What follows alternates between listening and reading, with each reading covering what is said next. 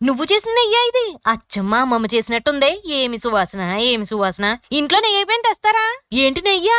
కొనాలంటే ఎన్ని నోట్లు కావాలో తెలుసా అని నోరెళ్ళ పెట్టారండి. అందుకే నాణ్యమైన నెయ్యిని నేను కూడా తయారు చేయగలను అని నిరూపించేదారండి. గిన్నెలో లీటర్ పాలేసి శుభ్రంగా పొంగిపోయిన తర్వాత 2 గంటల పాటు ఫ్రిడ్జ్ లో పెట్టారంటే పైన దలసరిగా మేగడ కడతదండి. తీసుకుని ఒక బాక్స్ లో వేసుకోండి. డీ ఫ్రిడ్జ్ కింద అరౌండ్ టచ్ చూసారా? అందులో 20 రోజుల పాటు నిల్వ ఉంచుకోవచ్చండి. సిజార్ లో అప్పుడే ఫ్రిడ్జ్ లోంచి తీసి చల్లగా ఉన్న మేగడని 2 కప్పులు వేసుకుని 4 నిమిషాల పాటు మిక్సీ పట్టుకున్నాక స్పూన్ తో ఒకసారి కలిపేసుకుని అందులో అరకప్ ఐస్ ముక్కలు, అరకప్ కూలింగ్ వాటర్ కూడా పోసుకుని 5 నిమిషాల పాటు మిక్సీ పట్టారంటే ఇలా నీళ్లు వెన్న వేరువేరుగా అయిపోతాయండి. అప్పుడు వెన్న మీద నీరు అన్నది లేకుండా పిండేసుకుని వాటి ముక్కుడులు వేసుకుని శుభ్రంగా వెన్నను కరిగించేసుకున్నాక సిమ్ లోనే 20 నిమిషాల పాటు అప్పుడప్పుడు కలుపుకుంటూ మరగబెట్టారంటే నెయ్యి ఇలా ముక్కు పొడి రంగులోకి మారిపోద్దండి. ఆఖరి నెయ్యి ఉంటే తమలపాకు లేదంటే కరేపాకులు వేసుకుని గోరువెచ్చగా అయ్యాక మాత్రమే వడగట్టేసుకుని పూర్తిగా చల్లరబెట్టేశారంటే పూసల నెయ్యి తయారైపోదండి. ఇప్పుడు ఈ నెయ్యిని వేడి వేడి ఆవకాయనంలో వేసుకుని కలుపుకుని తింటే ఉంటదండి.